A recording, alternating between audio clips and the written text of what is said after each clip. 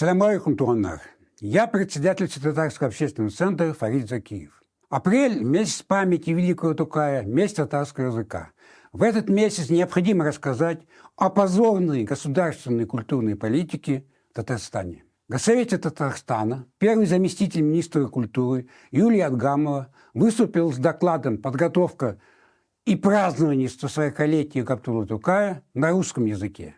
Хотя в Конституции Татарстана ясно написано: государственными языками Республики Татарстан являются равноправные татарский и русский языки. Как понять этот позорный для Министерства культуры факт? В парламенте Татарстана говорят о юбилее автора Тугантель, ставшего знаменем борцов за татарский язык, о великом Тукае на русском языке. Кто считает это оскорблением памяти Тукая, унижением татарского народа.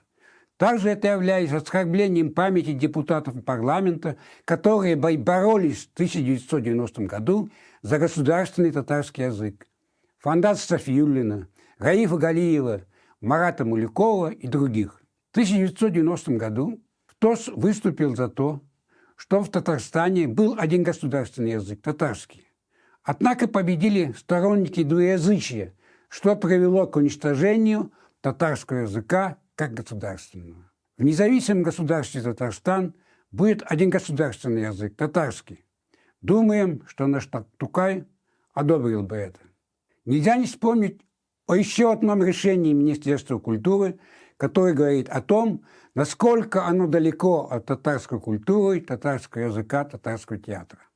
Историческое здание на улице Горького, 13 передали театру «Казанский ТЮЗ». Это здание – сакральное место для татарского театра. В нем 60 лет работал театр имени Камала. Это здание хранит дух великих деятелей татарского театра. Салих Сайдашев, Михайдар Файзи, Алескар Камал, Карим Тинчурин, Накый Самбат, Туфан Мигнуллин, Шариаздан Сарымсаков, Празат Инсамбат, Марсель Салимджанов, Сахибджамал Гизатуллина Волжская, Мухтар Мутин, Халил Абджалилов, Гульсим Болгарская, Фатыма Ильская, Галия Кайбийская, Галия Булатова, Гульсим Камская, Шахсана Масвандиярова, Шавкат Бектимиров, Ирк Бахманов, Найла Гараева, Равкат Бекчентаев, Ринат Таждинов, Наиль Дунаев, Назиба Ихсанова и другие великие имена. Передать это здание «Казанский ТЮЗ» – это как передать татарскому молодежному театру старое здание МХАТ в Москве. Как этого не понимает министр культуры Ирада Аюпова? В 2026 году будем праздновать юбилей – 120 лет театру имени Камала.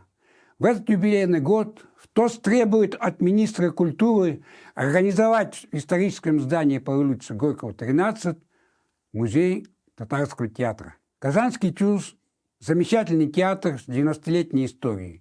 Надеемся, что руководство театра и коллектив с пониманием отнесутся к требованию в ТОС сохранить это сакральное для татарского театра место и уйдут из этого здания.